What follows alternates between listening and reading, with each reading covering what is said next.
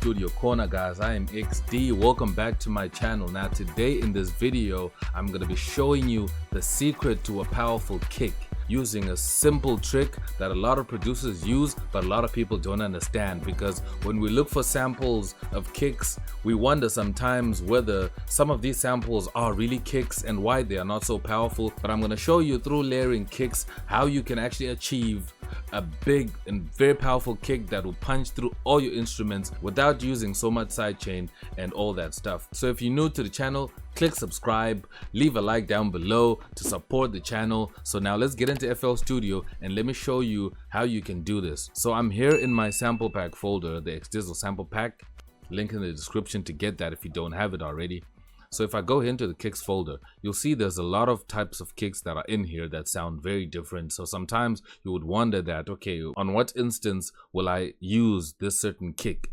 But the reason for this is that when you listen to a kick, you must pay attention to the texture of the kick, because what you can do is you can actually layer kicks to achieve one bigger kick. So I'm going to play some of these kicks so you can hear the texture and I can explain the differences and how you can pick out which kick to choose. Like for instance, this kick over here. You can hear this kick has a lot of mid-range and a lot of a bit of some bassiness and some boxiness and some high tones as well. So what you want to do is you want to pick out three kicks, one that has a lot of nice low tone, like a lot of nice subs, and another one that's more in the mid-range, and another one that has a nice high into it and that's gonna kind of hold your high in the kick. So now let me pick this one for instance, and this will be my high kick, and then I'll pick that one and that'll be my low kick. So now I just need my mid kick. I can pick that one. So what I'm gonna do is I'm just gonna rename these and I'll just say high, and I'll say here low, and then this one I'll say mid. So now I have my high, my low, and my mid.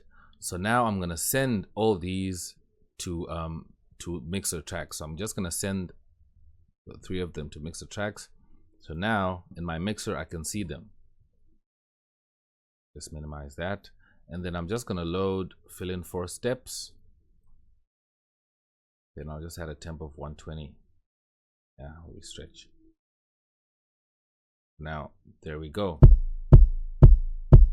So they are not really making sense while I play them together right now. That's because I haven't EQ'd and placed them exactly where they need to be. So the trick is in the EQing and making sure that your kicks are exactly where they need to be in their right place so that they can all play together and work as one kick. So that's where the trick is. So now I'm going to go to my first kick. I'm just going to mute the first 2 kicks and concentrate on the high kick.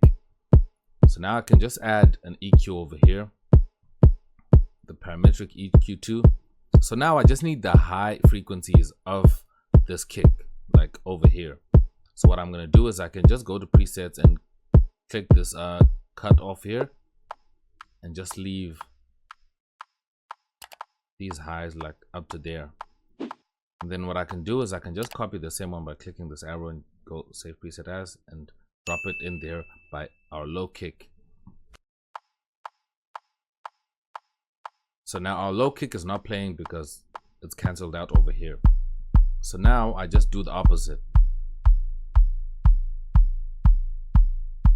Then I open it up like that.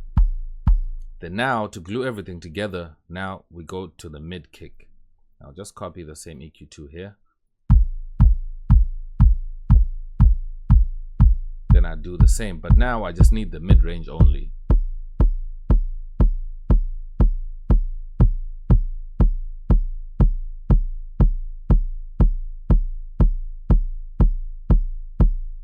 There we go. So now you can tune this depending with what you think sounds right to you.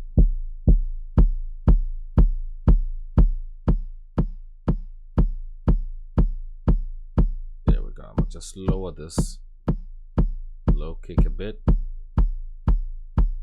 this mid kick a bit. So now what I'm gonna do is I'm gonna create a bus and send these 2 tracks into one bus. I'll go to track routing, create submix, and I'll just say kick over here. So now all these are now being sent to this one bus. That's where they're coming out. That's the out of my main kick. So now when I get here, I can just load an EQ, and then I check my frequency. So now to glue everything together, I can just add a compressor, and I'm going to use the Maximus to process the kick. I'm going to add the kick pump over here. Now as you can hear, the kick already sounds good and solid. So now you just have to play around with your settings now to see what you want to stand out, and just play with your samples and make sure that they're hitting exactly the right spots where you want them to hit.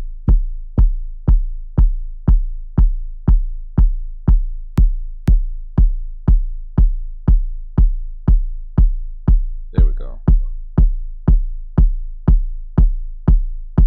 So this sounds much better than just having the one kick that you're going to over process and EQ so much and add compression and add distortion. But when you do this, you're giving your kick more texture and more character through adding all these lows, highs, and mids to it from different kicks. So this sounds much better, and that is the trick I wanted to show you. And as you can hear, this sounds like a much more solid kick and like an original kick that you've never heard before. And you can actually just render this kick out and save it as it is as a sample if you want to. Then that's actually how you can actually make your own kick samples. So I hope you find this very helpful, because it's very helpful for me when I'm producing, when I make like a really powerful kick for my songs that's gonna help my sound come across really nicely. So that's it for this video. I hope you find this very helpful and very interesting. Leave a like down below if you like this video. Subscribe if you're new to the channel. I'm gonna check you guys out in another video. I am X, and I'm out.